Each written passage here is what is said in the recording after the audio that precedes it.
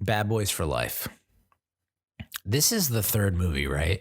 I feel like I'm missing a movie in there, but I definitely saw Bad Boys 1 and I definitely saw Bad Boys 2. I binged them all in one day, probably around, Martin Luther King weekend. Which now, looking back on everything, how weird is that we're now in a place about police reform because there's police brutality, racist cops using excessive force against unarmed black men, and this movie is about black cops. Oh my God. So this is the third movie. I got lost. This movie, you get lost in it a little bit because there's a lot of like leaps and jumps. It's like, I don't remember this part of the story at all. There was a couple times where I was just like, well, fuck, was there a third movie that I'm not, is this the fourth movie? I'm pretty sure this is the third movie. Anyway, Martin Lawrence first announced this film in 2013 in an interview with Conan O'Brien. Synopsis: Miami detectives Mike Lowrey. By the way, Jesus Christ, 2013, dude. Kudos to everyone involved to stick around for like 6 years for this thing to get made. Kudos. That's commitment right there. And I applaud that. I mean, I'm in year 4 of writing the screenplay, so I don't know. I guess I get it. Miami detectives Mike Lowrey and Marcus Burnett must face off against a mother and son pair of drug lords who wreak vengeful havoc on their city. By the way, that mother and son pair of drug lords fucking stink. For the most part, they stunk. And it started off so well, too, with the opening, how they introduced the mother. Like that scene in the jail was like fucking making the guard's nose bleed out of nowhere. And then everyone swarms. And there's some stabbing, there's blood, and she's covered in blood. And then, like, they find the chick in the washing machine, and then she pulls up and blah, blah. I was just like, what an intro. And then every scene after that fucking stunk.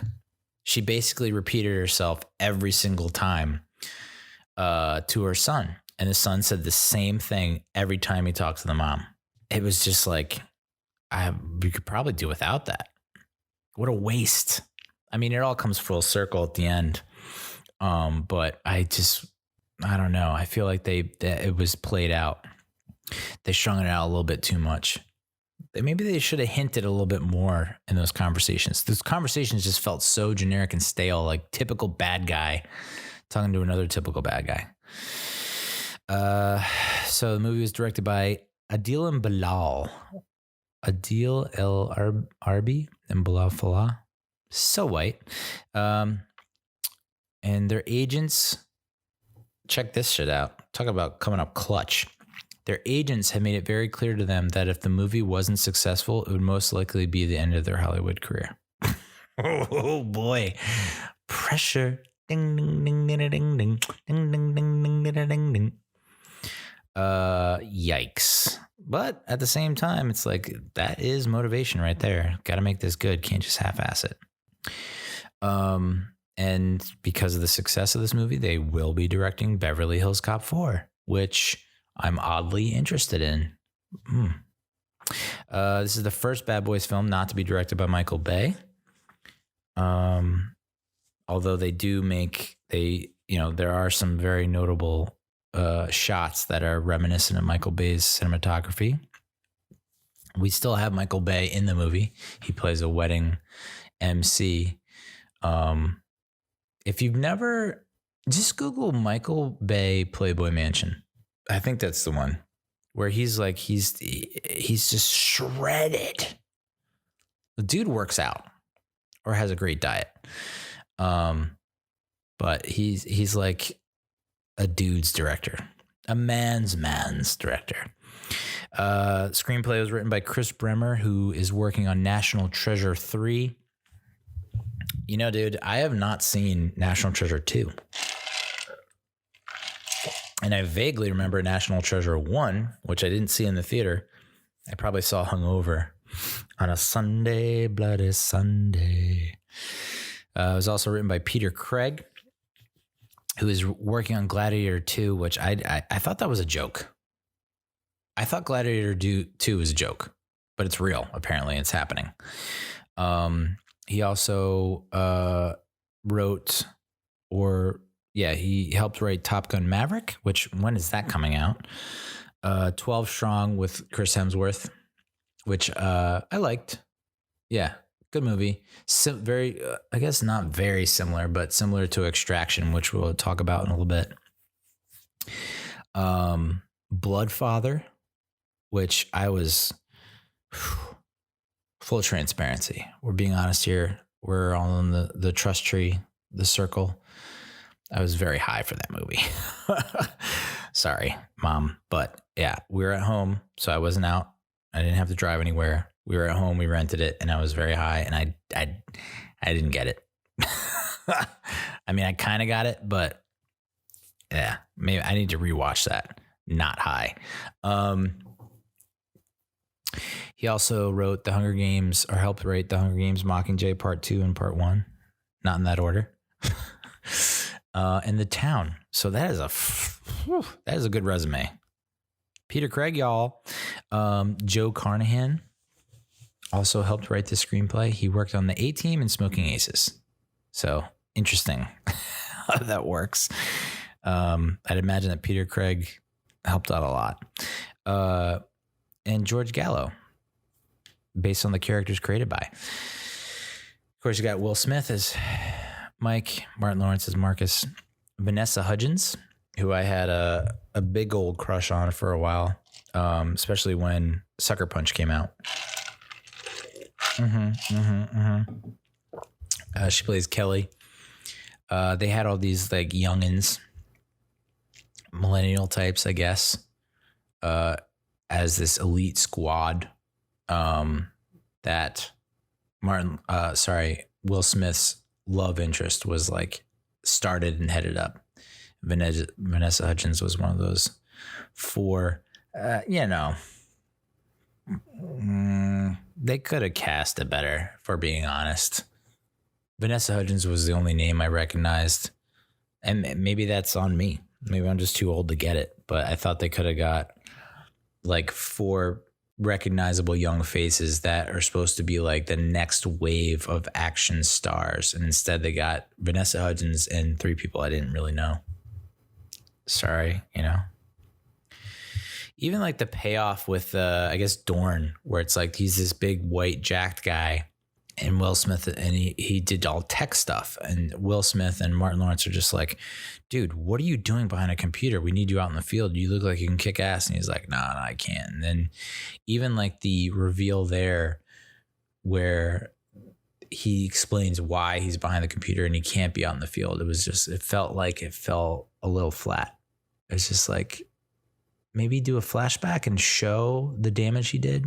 Maybe. I do enjoy the chemistry between Rita, Will Smith's love interest, and Will Smith. Did that ever actually come together? I can't even remember if we got like, I guess they did maybe kiss at the end. I don't know. But like, when did that happen? Was that in Bad Boys 2? Where they were talking about how they had the relationship and then it's like, I don't know. I don't think I'm a big fan of that, especially in a franchise when it's like, hey, we're going to keep referencing all the things that happened that we never showed our audience. What the hell, dude? Like, I don't know. Like, you want me to be invested in this relationship. I haven't seen anything about it. You just told me about it. So it doesn't slap, as the kids would say. Like if it was a relationship from the second movie that's carried over to the third, okay, we've seen what happened, how it developed in the second movie, but now there's this gap between the second movie and the third movie, and you're just telling me about like, oh, we could have been something. It's just like, well, I don't know. You didn't show me how you connected or what's there. Still a big fan of that couple though, that duo. DJ Khaled was in this movie too. He was so DJ Khaled about it too. So DJ Khaled, I think he ended up getting his hand chopped off or something, or his hand cut or something, which is like, because it was just funny. I was hoping that when he got cut or like whatever, that he would just scream, DJ Khaled. Anyway, the critics' consensus from Rotten Tomatoes. Loaded up with action and a double helping of leading man charisma, Bad Boys for Life reinvigorates this long dormant franchise by playing squarely to its strengths. Agreed. I mean, you can't go wrong with Martin Lawrence and Will Smith. That's a fact. If it was just the one of them in this movie, okay, yeah. Then I can see how it can go awry. But like when you got the both of them checking each other, so good. 77% of critics gave it a favorable review with a 6.22 out of 10 average rating. 96% of the audience gave it a favorable review with a 4.67 out of 5 average rating. Damn. I'm not going to go that high, obviously, but it's better than a 77, I'd say. I'd throw it in the middle there. What is that? Yeah,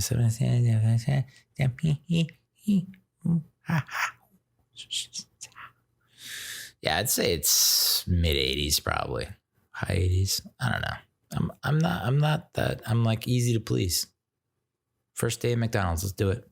Had a budget of $90 million, which is interesting. That seems low. Domestically hauled in $204 million, and internationally topped it, $214 million, for a worldwide gross of $419. And it was still in theaters when Corona hit. It debuted at number 1 for 3 weeks in a row. It stayed there, and it never fell out of the top 10. It was at number 10 when the Rona premiered. In Bad Boys 2, when Marcus and Mike first met 15-year-old Reggie, they suspect him of looking like he's 30. And when Reggie appears in this film, he is now in his early 30s. Which that was a great scene. I'm so glad they carried that over to this movie. That was like, it just made a lot of sense. This is the first in the series where a character who appeared in the previous film, spoiler alert, croaks. Joe Pantoliano is Captain Howard. Spoiler alert, sorry. You should have seen that coming. I mean, dude, you should have seen it coming. I mean, I telegraphed it. Yeah, turn off the blinker.